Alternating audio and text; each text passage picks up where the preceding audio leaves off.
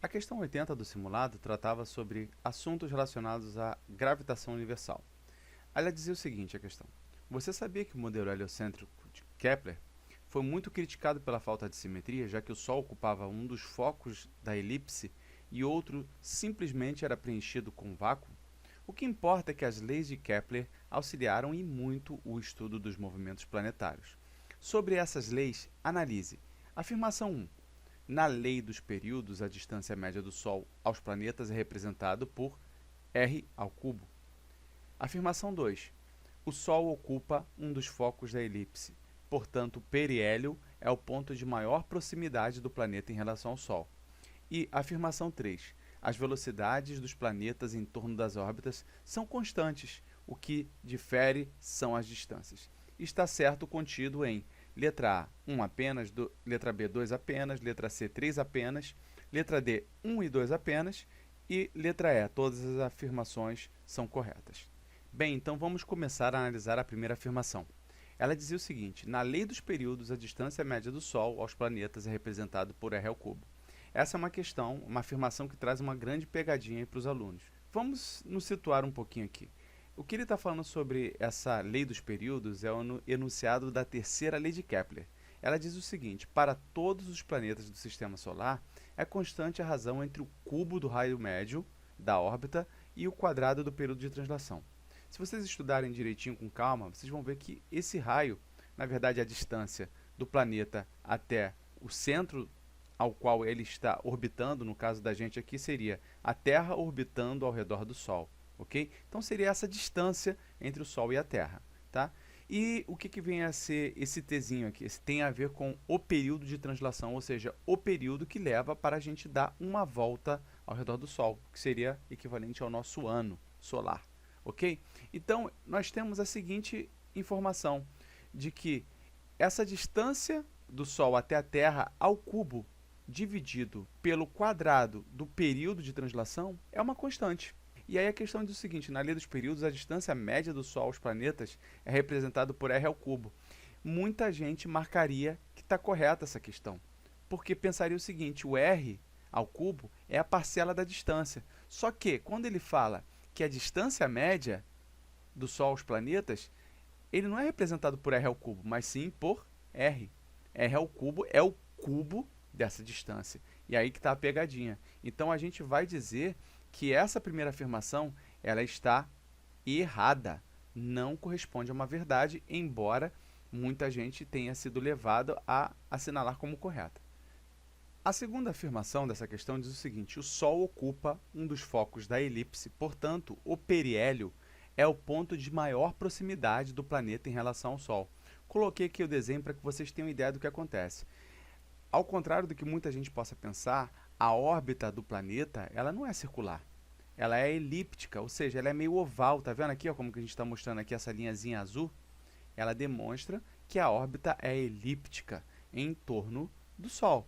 E o que acontece? Existe aqui o foco onde o Sol está colocado e nós temos duas posições aqui, a de menor distância do planeta até o Sol e a de maior distância do Sol até o planeta. Vai acontecer esse movimento ao longo do ano, tranquilo? E aí o que acontece? Nós temos que ter muita atenção para esses dois nomes, periélio e afélio. O periélio é o ponto de maior proximidade dessa trajetória do planeta em relação ao Sol. E o afélio é o ponto de maior distância possível dentro dessa órbita. Para a gente decorar isso aí, vamos pensar o seguinte: periélio, o que lembra? Periférico, é algo que é próximo. Enquanto isso, o afélio, que é aquele ponto mais distante, vamos pensar aqui nesse prefixo a, que é de negação, de afastamento. Vamos pensar afélio igual a afastamento, ou seja, o afélio é o ponto mais distante do planeta em relação ao Sol. Então, dessa forma, a gente pode dizer que sim, essa afirmação está correta. O Sol ocupa um dos focos da elipse, ela está aqui no foco dessa trajetória elíptica, e, portanto, o periélio, que é esse ponto aqui, ó, é o ponto de maior proximidade do planeta em relação ao Sol. Podemos dizer que essa afirmação, sim, está correta. Por fim, para a gente analisar a terceira afirmação, que diz o seguinte: as velocidades dos planetas em torno das órbitas são constantes, o que difere são as distâncias. E agora vamos entender. Basicamente, imagine aquela mesma figura que a gente estava mostrando anteriormente. Nós temos aqui o Sol no foco dessa órbita elíptica, e nós temos o seguinte: o planeta ele está numa trajetória aqui em torno dessa órbita, certo? E ele vai percorrendo áreas. Então, se a gente pensa no tal do raio vetor, que é esse raio que liga o planeta ao Sol, nós podemos dizer que ele varre áreas iguais em intervalos de tempos iguais. Essa é a segunda lei de Kepler, certo? Então, nós temos aqui, por exemplo, essa distância entre o Sol e o planeta ele vai se movimentando, vai chegando da posição A até a posição B. E ele vai uma área A1 aqui, ó, nessa ligação em amarelo, certo? O mesmo pode acontecer lá na frente, quando ele chega na posição C, ele vai chegar e vai percorrer até a posição D. Então, ele vai continuar essa trajetória aqui. E matematicamente, a gente vai chegar à seguinte conclusão, de que essa área 2 aqui é a mesma área 1. Isso aí a gente pode geometricamente ver. E aí a segunda lei de Kepler nos diz isso, que esse raio vetor que liga o planeta ao Sol varre essas áreas iguais em intervalos de tempos iguais. Só que acontece, a gente percebe que por mais que essas áreas sejam iguais, as distâncias aqui de A até B é diferente, por exemplo, da distância de C até D. Tá? Pode não ficar tão claro visualmente falando, mas a gente tem aqui de A para B uma distância maior do que a distância aqui de C para D, certo? Aqui temos uma distância menor.